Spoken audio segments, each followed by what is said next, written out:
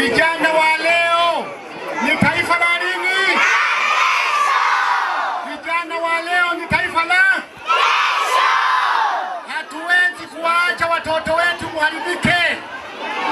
Hatuwezi kuacha watoto wetu mjiingize kwenye madawa ya kulevya na mmomonyoko wa maadili. Pombe gongo haifai. Lakini watoto la mwisho kwangu. Sasa hivi mnaonaje, amani zipo? Utulivu si upo? Tuulinde kama roho zetu. Nazungumza uzalendo wa kuipenda Tanzania, uzalendo wa kuilinda Tanzania. Mtu mzalendo anapoona uhalifu unatendeka hawezi kukubali, kwa sababu ana mapenzi na taifa lake, si ndio? Akiona mtu anamfanyia ukatili mwingine hawezi kukubali, atatoa taarifa kwa polisi kwa sababu ni mzalendo, si ndio? Akiona watu wanafanya vurugu hatakubali. Mtoto mzalendo hawezi kubali kumwona mtoto mwingine anasogeza peni ya mwenzie au anaiba, ni kwa sababu ya uzalendo.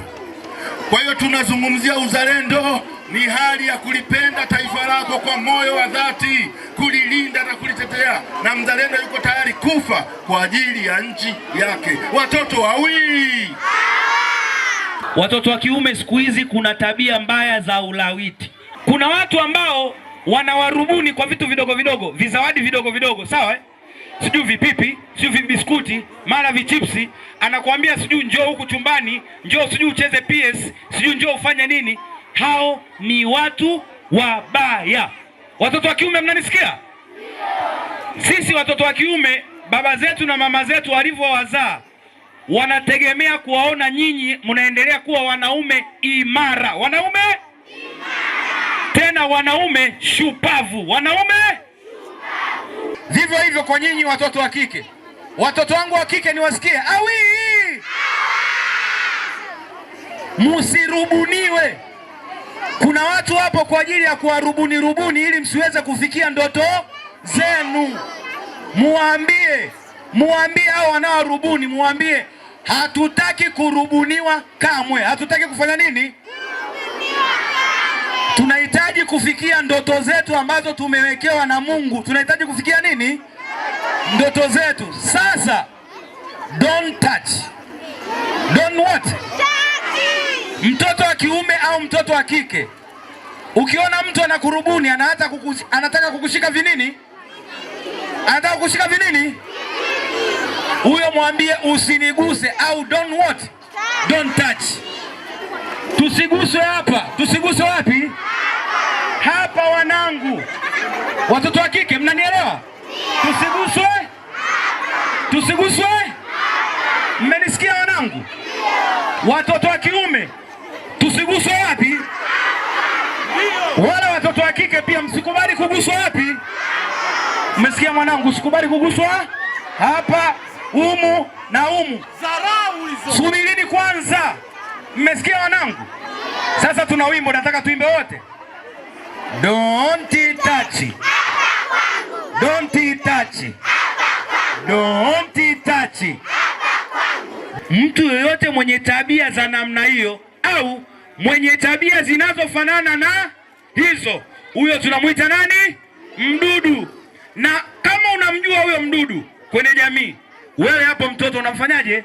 Kwamba huyu ni tabia yake ni mwizi, huyu ni mlawiti, huyu ni mbakaji, huyu ni mvuta bangi, au anawafundisha watoto tabia mbaya, huyo utoe taarifa haraka sana. Ukiwa na uzalendo unaweza kuendeleza taifa lako. Kwa maana ukiwa na uzalendo uwezo kala rushwa. Kiongozi utafanya kazi kwa utii, maana yake una uzalendo. Usipokuwa na uzalendo utakula rushwa. Utachelewesha maendeleo ya nchi. Nchi itakuwa nyuma kiuchumi na nchi zingine zitaendelea kusonga. Kingine utajifunza ni malezi bora. Mtoto akiwa na malezi bora, hata wewe pia unaweza kuendeleza nchi yako. Kingine tulichojifunza ni ukatili. Ukatili mara nyingi unatokea kwa watoto wadogo. Kwa mfano ukatili kwa watoto wa kiume wanaweza kalaitiwa. Wewe mtoto wa kiume uko hapo unalaitiwa, nyumbani kwenu kuna mjomba, kuna babu, kuna rafiki wa baba anakulawiti. ulawiti, unaogopa kumwambia baba au mama, nenda kwa mwalimu. Na pia kama unaogopa mwalimu, nenda polisi. Na kama polisi unaogopa, una marafiki zako wengine wa kiume, waambie akusaidie kufikisha taarifa.